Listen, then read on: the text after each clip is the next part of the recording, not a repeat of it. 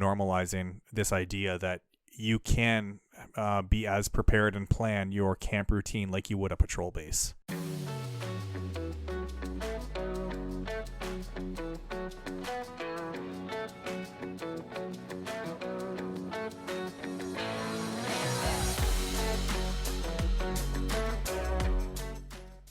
Hey guys, this is the Hard Time Strong Men, training up a better class of man, and today we are comparing camp routine to patrol-based routine.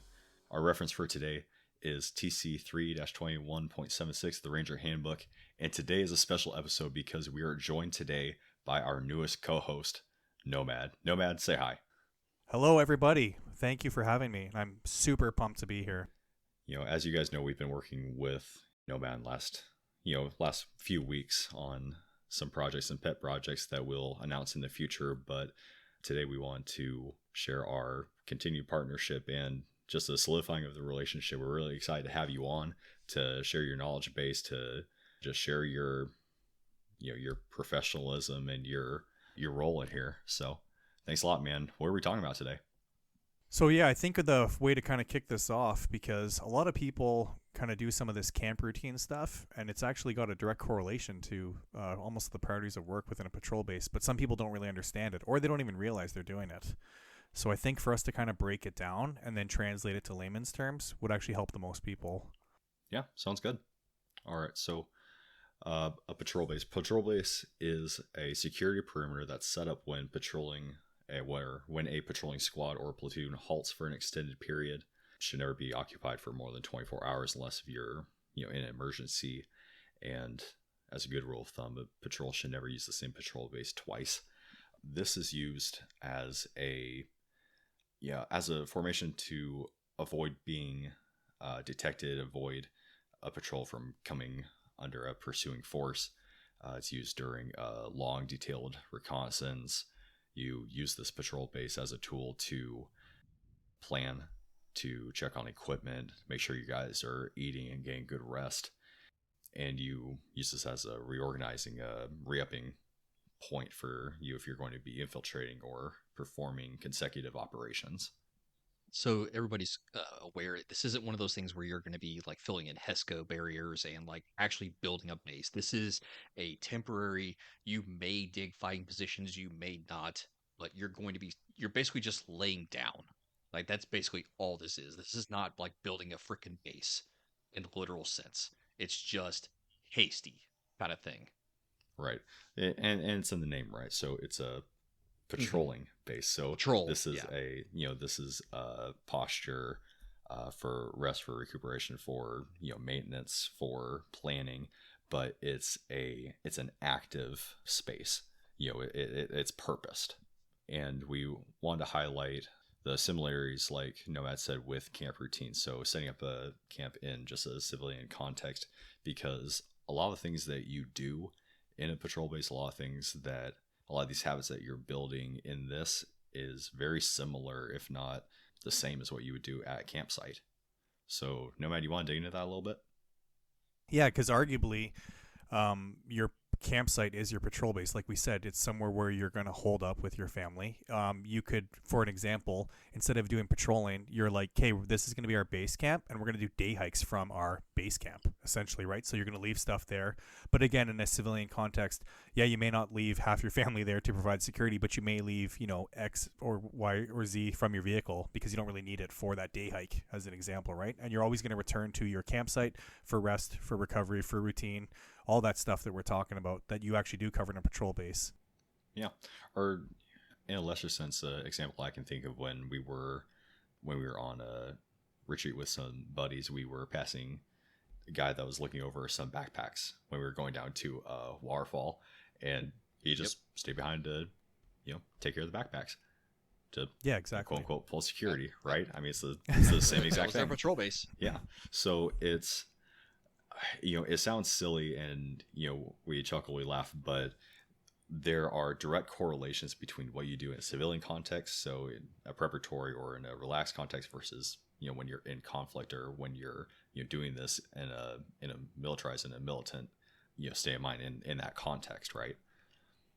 So how would you go about or what are some correlations when setting a picking a site for a campsite.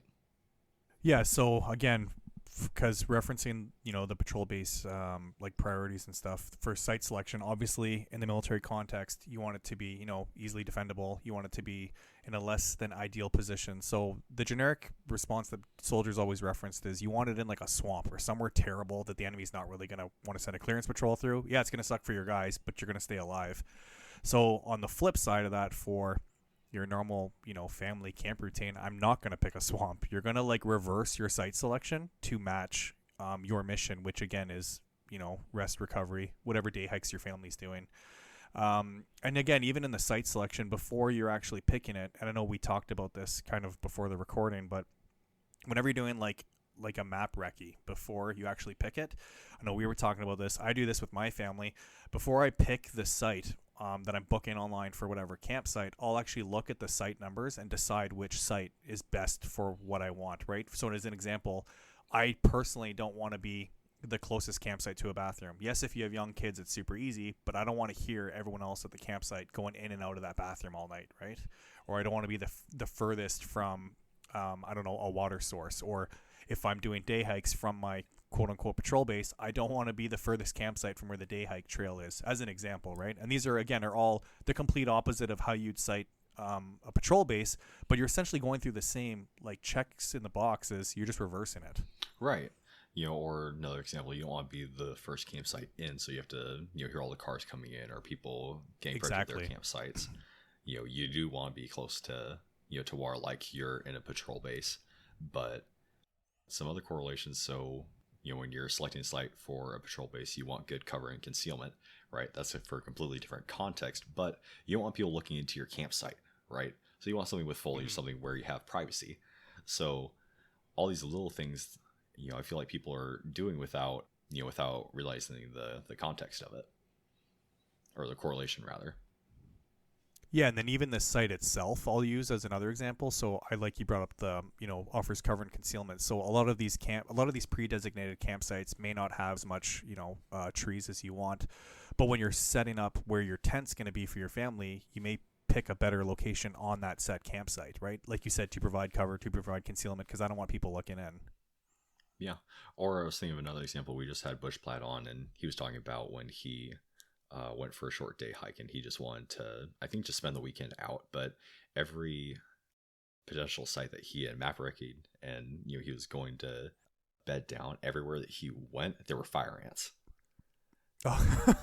And so he's going through his site selection, and he can't bed down anywhere because he's going to be completely, eaten up by fire ants.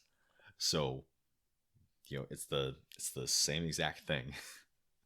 Mm-hmm. Exactly. It's just you're doing it in a non tactical environment now. And I know we were talking as well too. Like whenever I pull up to a campsite for the site selection list, I'll get out of my vehicle before I park it for where I know it's going to be held up, and I'll walk it. I'll just do essentially like you're doing a clearance patrol, like you would set up a patrol base, but I'm doing it for the campsite. Yeah, but you're doing the dad thing. Exactly. And then we can get into priorities of work. Yeah, for sure. Yeah, so again, from like the military context, right, the priorities of work, these, everyone says that they're not limited to, and they may include, but honestly, they're just a laundry list that you do in a sequential order for a specific reason. So I guess, yeah, the first one that everyone knows, right, is security of your patrol base. That's the first thing you do before anyone does anything. So you would actually set up where your machine guns are going to be. You'd have sectors of fire. Your platoon commander, platoon leader would decide where they're going to have OPs, LPs. They're going to place claymores, all that good stuff, right? And the same thing when you're translating the security of your campsite to, again, your normal everyday family location. You may decide, okay, this is where we're going to have our feeding area as an example, right? And then we're only going to eat in this one area because the security for us may be wildlife. Or, okay, we're going to set up our feeding area underneath the trees. So again, the security is we don't want to get rained on when we're having lunch, right? As an example. Well, another thing, right? Bear country, right? So all of your food has to be in bear-proof container, such and such far away from your campsite. If you're what's it called? Like backcountry camping, right? Where you don't have the infrastructure, you have to choose where you're going to use your toileting, right? for sanitation. You can't have it close to your water source, you can't have it close to your campsite. So all that comes into play. I mean, especially with small kids, you need to make sure that they know where your claymores are set, because you don't want an accident like that. Yeah, and I think it's like these things that we're actually covering, but again, if you are paying attention when you're setting up your campsite for your people, you're actually doing this, versus people think that we're like reading, the patrolling handbook and like being a weirdo with your family, and you're like, okay, phase one of occupying the campsite. I'm like, no, dude, I'm just doing it because I know what's up. Yeah, well, and set security. Well, and that's what I was going to say. So in a very real way, so one of the biggest things in the military is that your security is continuous, is all the time, always. You always have security, and people may snuff their nose at that when they think of it in a civilian context. But what do you do every day when you count your kids? When you're make sure you're looking left and right on the side of the road, you're when you have a good situational awareness, you're not looking down at your phone or down at the ground, you're up, head up, eyes up, you're keeping security, your security, accountability, you're watching over what's you and yours, right? So there's no difference there. It's all the same thing. Yeah, exactly. It's just we're trying to normalize it in a camp scenario, or even, again, obviously you guys are very fortunate where you can go camping anywhere and you probably have a firearm. But if you can bring a firearm, like you said, that's part of your security. You're going to walk around your camp with a firearm for, wildlife or whatever. And, or again, for me in my situation, because I can't do that, I don't just bring bear spray. Like I'm not bringing one. I'm bringing one for every human at my campsite. And then I tell everyone in like the ground brief when we show up, I say, okay, if you're leaving the quote unquote patrol base, this is literally on your hip. You're not like having to run back here and I'm trying to save you now. This is like part of your security now. Yeah, for sure. And it's part of that responsibility, right? By all means, bring a freaking Kodiak or black bear back to the freaking campsite. That would go real well. Goodness. Yeah. So number 2 priorities of work is the withdrawal plan. So military context, your designated signal for withdrawal, your orders, your rendezvous point, alternate patrol bases. This is no different than when you are like you said, looking at booking campsites, and you're like, oh man, all right, that's my first choice. But if for whatever reason this campsite doesn't work, then you have another one designated, right? You have your contingencies. Yeah, and then even more so within that one campsite you're at. So like I said, for me getting out of the vehicle, before I even let like my family out of the truck, I'm walking it, and then when I come back in the truck, I tell everyone, okay, this is literally like primary location to put our tents. If it doesn't work, this is an alternate before we even set anything up. So essentially I'm figuring out an alternate patrol base right before anyone's gotten out of the vehicle. Yeah, awesome. All right, third priority of work is communication, which is also continuous, right? So in military context, communication is always maintained with higher headquarters, the OPs you've set up prior, your just unit at large. You're always monitoring your radio, and it's time for RTOs to conduct maintenance on radios for squad leader and up. Because how many times has somebody, especially in the military, gotten out to the field, gotten to a PB, and just dropped their fill? Literally every time. Yeah, every time. Every time. I was an RTO. Every time. Sometimes every movement. Or if you give the private the radio, they just zeroize it because he doesn't know what the knob does. Oh. Yeah. Can't confirm. But you can set this. Yeah, I mean, so correlation, right? So when you get over to your campsite, depending on how old your kids are, what you and your family plans to do, hey, this is how we're going to keep in touch with everybody. We obviously don't have cell signal here. Here's a walkie-talkie, or exactly here, take this whistle, or whatever you're doing. Everything that you would normally do as a responsible adult, you're doing it anyways. Mm-hmm. I actually have a question in regarding to this, because I'm thinking of like comms windows. Did you guys do that as well? Instead of just keeping the radios on the whole time like a bunch of idiots, did you guys only have comms windows where your radio was on for radio checks to save batteries? Like, did you do it incorrectly? No. No. So we were never that cool. Okay. No. So of course we had, depending on what ranges we went to, we would have the radio on the whole time. Well, think of who we were facing here. So we had encrypted comms. The Taliban didn't. There was no way they could like listen in. Yes, they could they could find us technically by backtracing the signal, if we were talking, but if we weren't transmitting, they couldn't Yeah, get they about couldn't it. figure it out. Yeah. So we just kept them on. Like there was no reason for us not to. Like it no. So if we were in Ukraine or Russia or something like that, 100% Yeah. we'd be using comm windows. But we had such crap for leadership that we just didn't do that. That was So never we a thing. so we actually did both, and that's why I bring it up. So in training, we Mhm. would do this BS on we're going to carry 30 batteries like a bunch of clowns, and Yeah. they burn through batteries.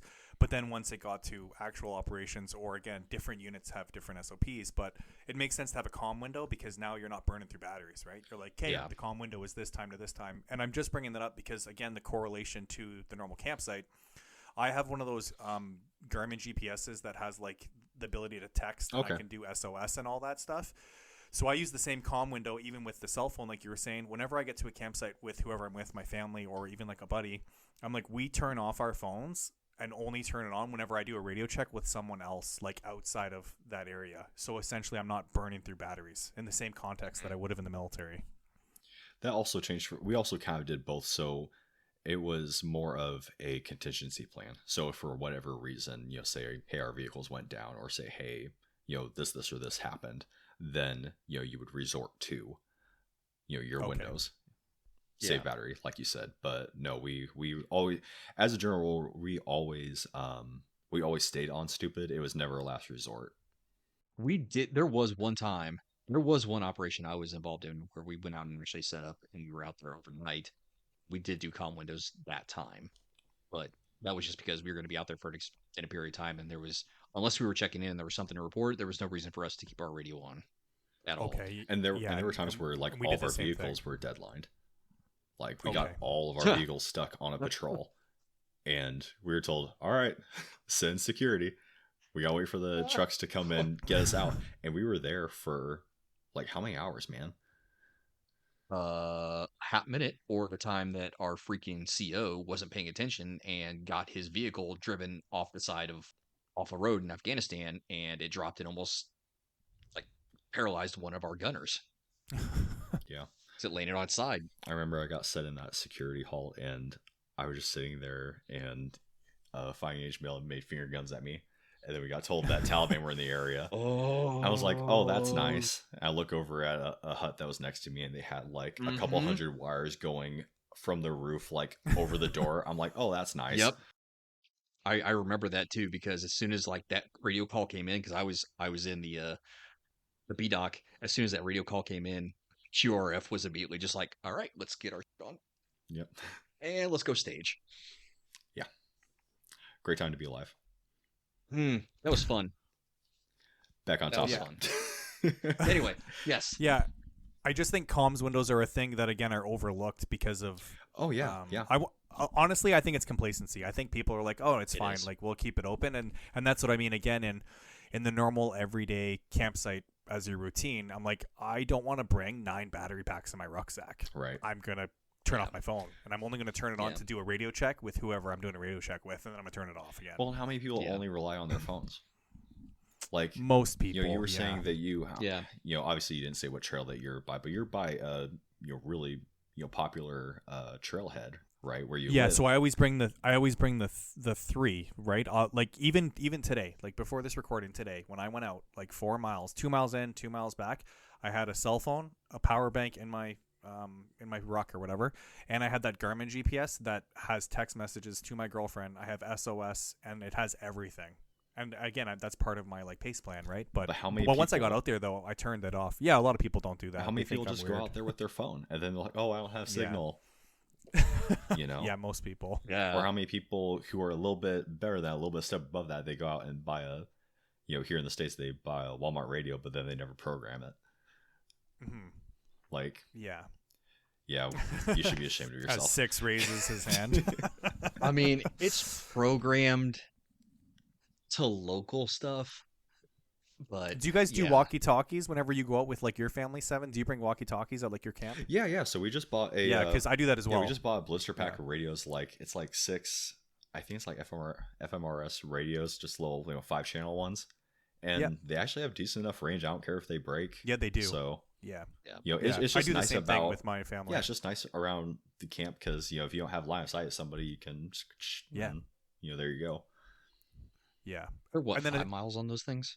yeah, It like depends, depending yeah, on the but elevation, yeah, like line of sight for Hmm. most of them. But honestly, like we keep saying, we're trying to normalize this whole topic, and like we keep Yeah. saying, build a better class of man. So if you're able to do this with your kids, and your kids become older, they think it's totally cool. They think it's sweet to like have radios and do radio checks. well, They think it's awesome. and they shame their friends. Oh, what? You guys Yeah. don't have radios?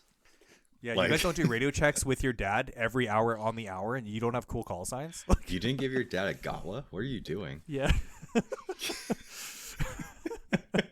Oh, dude, I am a shameless victim of that. Both my children know a Gatwa. Like they give me that whenever we're like at a mall and we separate. They know what a Gatwa is. Dude, There's So- nothing wrong with that, though. and No. but isn't that how it's supposed to be? Like, imagine if everybody Honestly. did that. Like, Oh, crazy. there would be no need for this podcast. We would be out of like a job if everyone did that. We wouldn't have to share this information. That's the dream, man. I'm That working is, to get yeah. myself out of a job. Like, Mhm. Right. if we raise the standard that much, I'll gladly be done.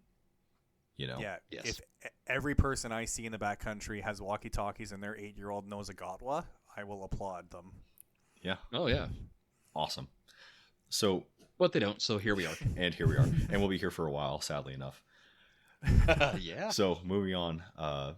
Number 4 in our priorities are work. So, mission, preparation, planning. So, military context, you plan, you issue your orders, you rehearse, you inspect, prepare for future missions.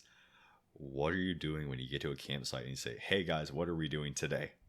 You're essentially going through that stage right there. Just in layman's terms, you're not being a weirdo going through, Met C, but Yeah. you're going through that orders format. Or like we said, you're planning tomorrow's activities, even with your family, right? Say, hey, this is what time we're getting up tomorrow. Or, if you're super chill, you can say, okay, no later than this time and will we get up tomorrow because we have to do, this hike Or planning whatever we're for, doing. well, what food are we going to eat today, tomorrow? Mhm. Where are Yeah, meal exactly. plans, that sort of thing. Yeah. So we do. Yeah. Yeah. Number 5, weapon and equipment maintenance. So you're maintaining your weapon systems, your communication equipment, night vision devices, other equipment. At no point are less than a third or 33% of your equipment disassembled, just as a rule of thumb. And then weapons are never disassembled at night. So I like that God. you brought that up because my military did not do that. We did a field strip at night That's painful. of everything. Machine Did guns. anybody lose a firing pin? You know they did. Oh, all the time. All the time, dude. All the time. Serious. But we did that all the time. A field strip. Not a detailed, a field, because then that was their argument. They said, well, we're in the field. We can field strip. And again, No. in the military context of this, if you're field stripping your platoon support weapon system, now you're no longer at 33% of stand 2. You're at like 50 because you need dudes cleaning the guns and you need dudes on security. So that whole rest and recoup thing, like we joked about earlier, it always got pushed to the side in the patrol-based context, right? It was never a thing we got. Yeah. Well, if you're gonna be stupid about it, I mean, it takes to do it quickly. It takes 2 or 3 guys to strip Yes, down a per 240. gun. Like, Mm-hmm. and then if you have the one private who strips out his firing pin, retaining pin, or his what's the is it the cam pin? What's the pin that The cam pin. The cam pin's Yeah, the one the that cam everyone pin. loses. The cam pin. bane of my Yes. existence. I was the platoon armorer, and I hated my life the whole time because Everyone people loses. would lose Every it. new guy loses that. And then he looks like, Yeah. what are we gonna do? I'm like, you're not gonna do anything because you don't have a gun anymore. Like, Yep. You were I don't know what I told you not to do it, man. Like when I say Yeah. field strip, shotgun it, throw some lube in it, Yeah, and close throw the some stupid lube in. thing. Like, No, I The really gun will like be though, that okay. you guys brought that up. That you brought up, you will not disassemble at night because again, the very few Canadians who listen to this who are wearing that uniform, they'll know that like we don't do that. I'm like, yeah, because we're not intelligent force. We have field stripped weapons in the dark and people lose them. so what's the That's so equivalency dumb. at a campsite? So again, it would just be whatever normal equipment you have, and I wouldn't even say the maintenance of it. So the way, okay, I'll take it in the context of like your front country camping, so like by your vehicle and stuff with your family. It would be you're putting your tools and your equipment. So even like your axe, you're placing it in the same spot every time because there's nothing more frustrating than you're asking kid 1 or kid 2, where the hell is the axe? Because it wasn't placed back in that position, Right. right? As an example. Or checking batteries. We're talking about little Walmart Yeah. radios. You know, Mhm. make sure to check your batteries. Keep extra batteries on hand. We're talking about the Yeah. axe. Oil, a whetstone, Just Yeah. General simple stuff. The other thing that I do, again, in a normal routine, and again, this is not done in a patrol base in the military context. We would do it in like fobs and stuff, and I know you guys do it as well. You have your stupid fire point. I do that when I camp as well. I set up a fire point and I bring a fire extinguisher. So then everyone at my campsite knows if anything happens, that's where you go to. Yeah, we never had fires ever. No, like we never had fires. It was just we had a fire point in like a fob in case there was a fire. It was like this location had like a fire extinguisher. Like so, evacuation. Sorry. Okay. Yeah. That's where we put all of our like jugs of water and stuff. Yes, exactly. Yeah, but we called it a fire point, and it was literally there was like a stupid extinguisher. There was like even a bucket with sand in.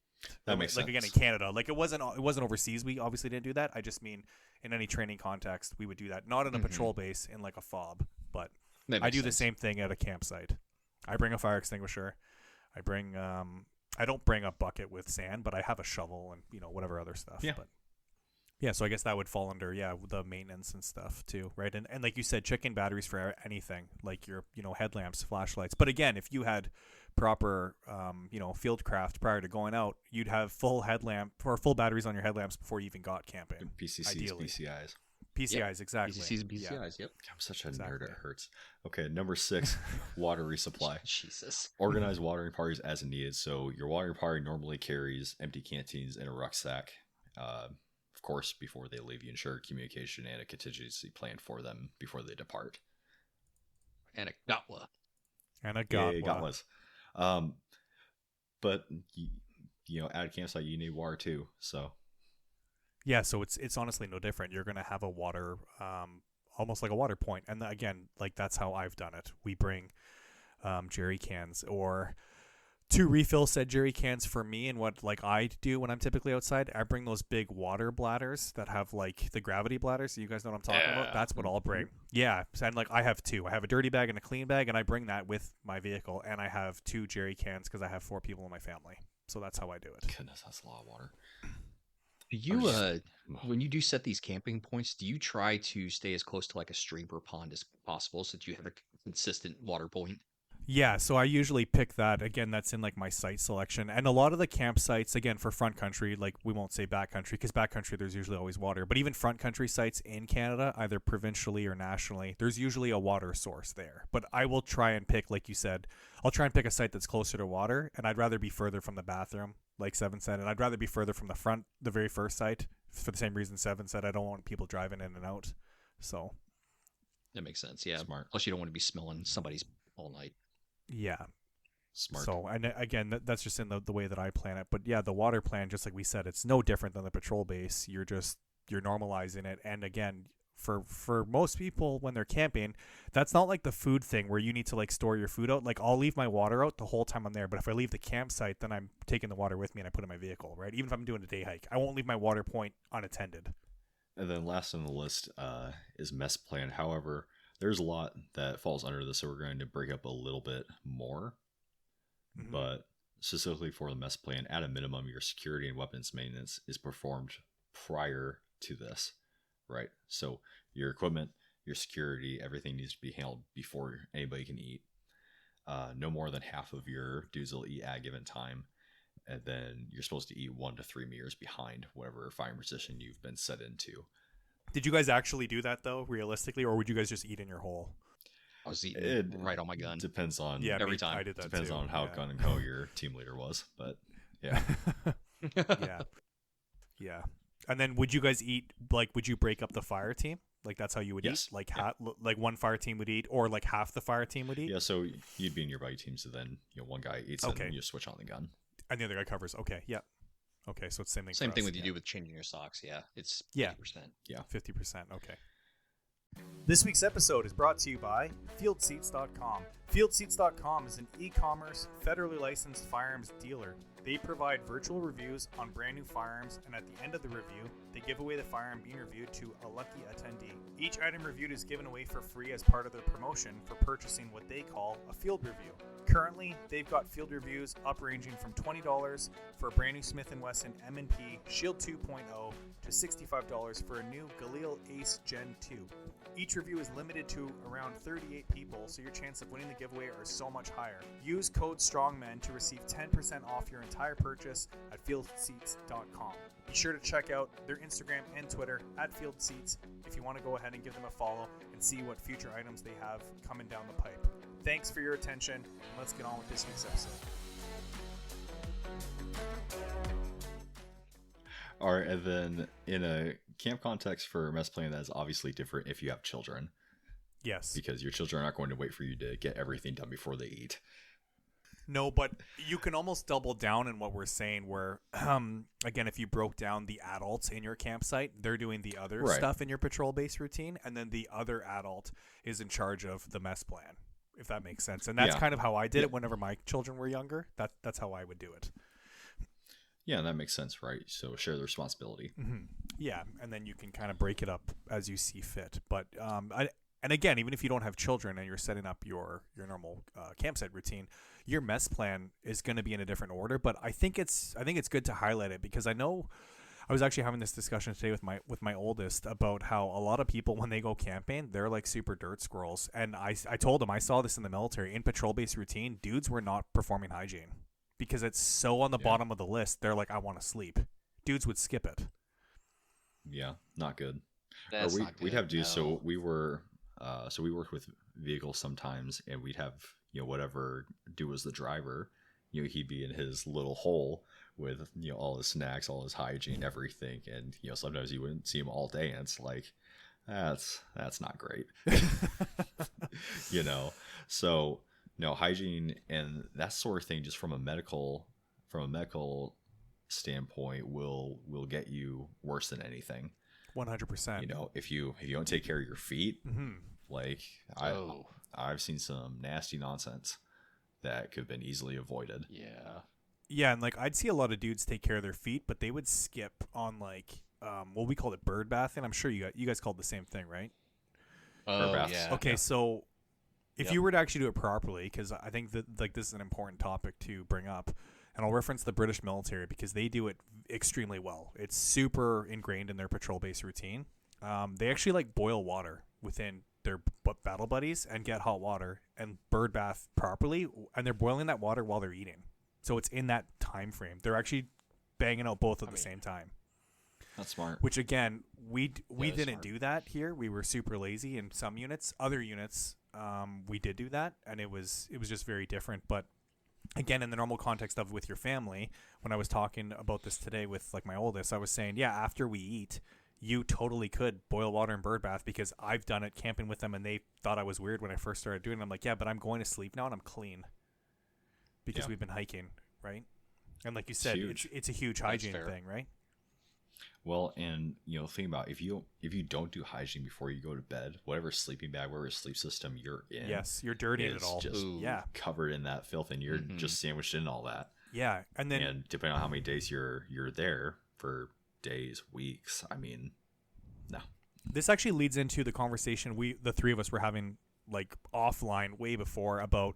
I had asked you guys how much clothing are you carrying in your ruck when you guys were patrolling. So again, stealing from the British, we did wet and dry routine to literally mimic this. So all my wet stuff I'm wearing during the day in the patrol base, I'm bird bathing, feeding myself, changing into my one set of full uniform that's clean, and I'm going to bed in that. And I do the same thing when I camp again with my family or with anyone else. I have clothing that I wear all day hiking, and then I have like camp clothes is what I call it. And I only put it on after I bird bathed. And then you switch in that in the morning. Yep, I'm putting back on the dirty stuff again in the morning. Yeah, 100%. Yeah. Because that way I can last 14 days with way less clothing than other people are bringing. The only thing I'm changing is socks and underwear accordingly to what I need. But my shirt, my pants. Clothing gets wet. So I'd leave it out at night to dry. And we did the same thing in the military. That's how guys were able to last longer with less stuff. But again, I'm bringing in the context, and again, because this is our first episode where I'm now part of this conversation, I was not from an armored infantry or a mechanized unit, right? I had no vehicle, I had no support. I lived out of a rucksack. So I had to do more with less, and that was just the SOP that we did. And it's from the Brits. I'm just really mad that I'm learning about this in 2023. Right, same. I feel really, really dumb. Yeah, yeah, and like these are all things again that the like UK homies listening, they're gonna laugh and be like, "Yeah, we've been doing that since the '60s." I'm like, "Yeah, because you guys understand good, fieldcraft. You know how to like have Mm-hmm. wet and Well, dry I think it's routine." going to lend itself to more people in the future. Mm-hmm. That kind of Mentality. Headspace, right? Mentality, exactly. Mm-hmm. So moving on, one of the tick marks: rest and sleep plan management. So we were talking earlier about like 50%, 50 up. So if your buddy teams, one guy's sleeping, one guy's waking for whatever shifts you've designated. If not sleeping, then just resting, getting off the gun, letting your eyes rest. Yeah, and would you guys be at 50% all the time, or no? Would you guys, you guys would drop to 33% at night? Yeah, the lowest we would drop is 33%. If we were at an altered or a heightened sense of alertness, we'd be up to 50 and then stand to, of course. Yeah. Okay, but you guys only drop to 33, and then like a third of your force is able to, or 2/3 of your force, is able to sleep. Right, exactly. Yep. Okay, and then again, if we translated that to your normal campaign, you're probably not going to want to keep people in your party awake. But like we said, if you could reverse it though and be like, okay, me as the parent, I'm going to go to bed last, kind of thing, right? Because I'm going to do, like a clearance patrol of the campsite. I'm going to make sure everything's secure. I'm going to make sure there's no animals around. I'm going to make sure everything's tied down, everything's put away. All the food's out, yeah. all that stuff. So again, in the reverse context to the military, if you're a team leader, squad leader, platoon leader, you should be getting sleep last. If you're an actual leader in that position, you should not be that dude racked out first. 100%. Yep. Well, sleep last, eat exactly. last. I was going to say that's a really easy way to tell who the real leaders are is when they eat and when they sleep. Yeah. Or even like the shifts, and that's the other thing I wanted to ask you guys. How would you guys do? So whenever you're doing like the actual shift routine for the night, like who's manning whatever cardinal points on the patrol base, would you guys? I would hope you included team leaders and squad leaders in that rotation, or did they get skipped? Once again, depends on the unit. If you had a leader or not. Yeah, okay. But when I was a leader, I'd always take the worst shift. I did that too. Yep. Just because I know that my guys are gonna be having a really rough time. Yeah. So yeah, and then one of my first leaders that I had, he took 2 shifts and he took the worst and the last. So he was the first one up and he could help them. And I started to do that too. I got less sleep, but it like made sense. Yeah, it's smart. Because I've been on, in squads where me and my other team leader were taking 2 or 3 shifts at night. Yes. Because our squad leader wanted to sleep. Yeah. Classic. So I've had really good leaders, I've had really, really poor leaders, but it teaches you a lot. Yeah. So, and then exactly in the context of you're just, at a campsite with your buddies or your family, for me, I'm going to, be the last one to go to bed and I'll be the first one up. So it's the same thing as being that team leader, right? Yeah. And, your leaders will, dictate the alert plan and stand to, right? Yeah. So your alert posture, you said that you guys went down to 25. Yeah, we never did 33. It was 25%, 50, and 100, just like you guys. But we only did 100 if it was a stand to. Right. So same with us. So 25 or 33%, you had your 50%, and then stand to. Stand to was, always, dusk or dawn, 30 minutes before. I think like 30 before, 30 after. We did it an hour before and an hour after. It sucked. Okay. It sucked. You got even less sleep. Yeah. Yeah, we did an hour before. Goodness. Yeah. No. Dusk and dawn's when the French and Indians attack. Yep. Guys, I literally just talked about this in my Ranger Handbook class. Yes. Because yes, did. That episode that I listened to this morning was literally referencing a lot of the stuff from this conversation. Yeah. The basics for a reason, man. And what do you always say, Nomad? Advanced training is the perfect execution of the basics under duress. That's it. All right. So during this time, during your stand to, during your different alert postures, your leaders are going in and checking the different positions periodically. You're making sure that your OPs are relieved, and just as a rule, it should be pretty common sense. At least one leader is alert at all times. As a rule, yeah. Yeah, as a rule. Yeah. I mean, you got to have some kind of leadership on station at any time during any shift. Always, and bringing this to campsite routine, you should always be able to reach mom or dad. Exactly. Right. Yeah. So. And then what else we got? So resupply, I guess, and like we said, it would be no different than what you're doing at your campsite anyway. Just like you mentioned earlier, with like your feeding plan, is the super easy one. You're like, okay, what are we eating tomorrow? You're talking to mom, like, hey, what are we eating for tomorrow's breakfast? What are we planning? What are we taking out? How's our water? Right? How's whatever other like equipment we have? Yeah, I mean, so checking your kids' boots. Are we taking the canoe? Get that unload. Stuff like that. Headlamp batteries, yeah. Yeah, I mean, for for dudes that are blessed to live in the States, if you're on a hunting trip, you're cross-loading ammunition because you should be carrying the same ammunition. Yeah, exactly. If you're not, you're foolish. Yes. I'm that one weirdo. And you make it harder for literally everyone else. Oh, God. I would argue it's even the same with batteries. Like headlamp brands have different size batteries.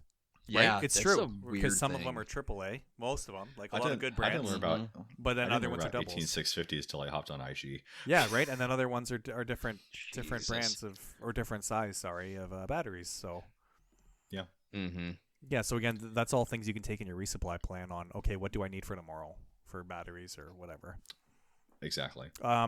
We also put glow sticks out too. That's what I do when I camp, like just with my family. Just like you would mark cardinal points on a patrol base, I put glow sticks so like they know where like the point is at night for like that's boys in the group. Like you don't need to go to the bathroom at night. Here's the P point, and then I'll mark the fire point as well. Like I said, where's the fire extinguisher? We would do that with our tents.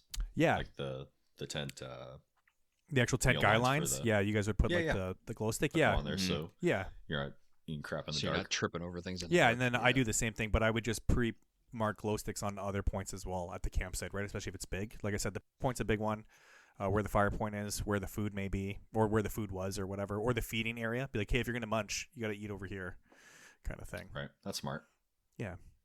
So, general question though, not related to this. Do you, when you go out camping, do you happen to set like tripwires for like early warning if like an animal is coming through, so you know at least something's there? So I've done it before, depending on the site, but now I have 2 dogs, and they're my early warning. And I had done the tripwire thing before, but when my one dog was a puppy, he would just get tangled every time I take him out of my tent. So I'm like, it's not even worth it.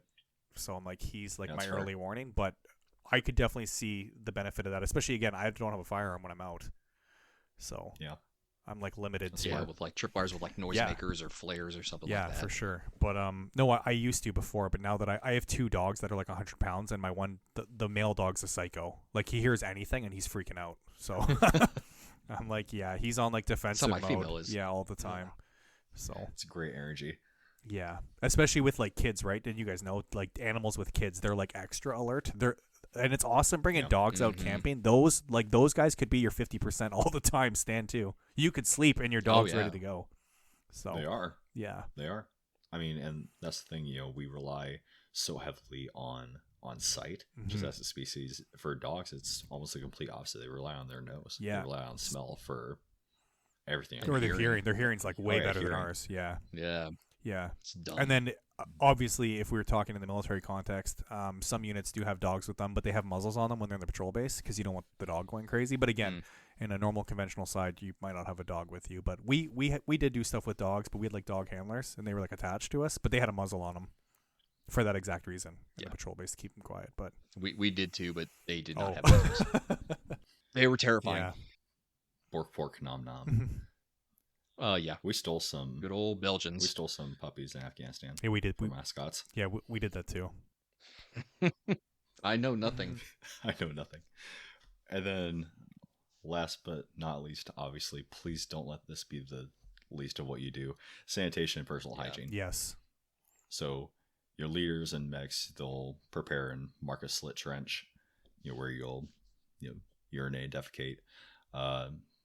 You'll brush teeth, wash face, hands, armpits, groin, feet, and as with anything, you will leave no trace. So leave no trash behind. In the civilian context, it's pretty easy, right? So mom and dad will tell you where to pee or poop.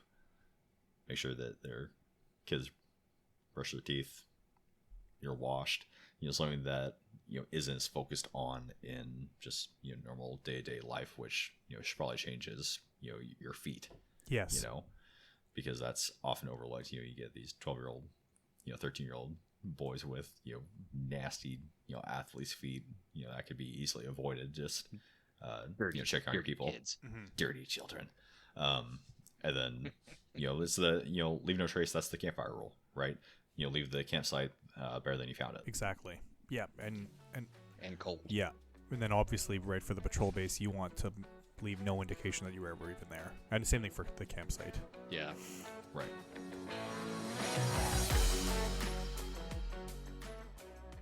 I think this topic is like a good strong point where, again, we're blending the two aspects, right, between the tactical / conflict to the preparation / peaceful side, and kind of normalizing this idea that you can be as prepared and plan your camp routine like you would a patrol base.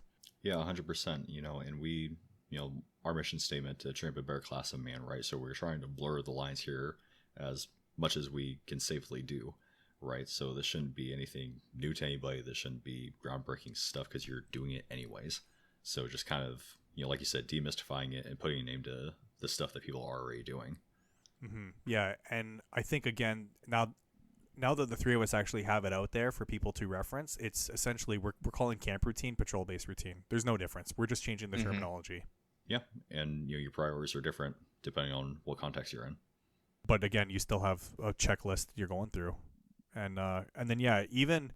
And I guess another way to kind of close it out and explain it, and we talked about this as well when we were talking about different units and different SOPs or different leaders. If you have a really squared away platoon, your patrol base occupation and routine is so smooth. So just like when you're camping, if you camp with the same set of guys or your family knows what has to happen for camp routine, it's so easy, right? There's no. Yeah, it comes down to repetition. It comes down to practice. Exactly, and this becomes your SOP. On IG. Yeah, sorry, man. I was just gonna say you posted that post on IG. Building good habits, right? Yes. Exactly. So this becomes habitual for everyone in your group. So again, referencing back to the very first step of it, of establishing your patrol base or siting your campsite. I'm like, people in my vehicle know. Okay, we don't even get out yet. He's gonna confirm it's clear, and then everyone in my vehicle has a job. But again, I've got older kids and stuff, but. Everyone knows their job in forming the patrol base. Just like we said, if you were forming a patrol base, those squad leaders know their jobs, right? The support element knows what it's doing. The guys send out the OPs and LPs know what they're doing. The guys manning the cardinal points do. You're going to set up a clearance patrol. All that stuff we talked about, you can totally transfer this to camp routine and just normalize it. You don't have to be weird about it. All right. So if you're still here, thank you for listening. Thank you for joining us. We hope that you can put this into practice, and we hope that you're helping to push the boundaries and normalize all this stuff and, to train up a better class of man. This is Hard Time Strongman with your host 6-7 and Nomad Fieldcraft. Thanks for listening. Stay safe and stay in the fight.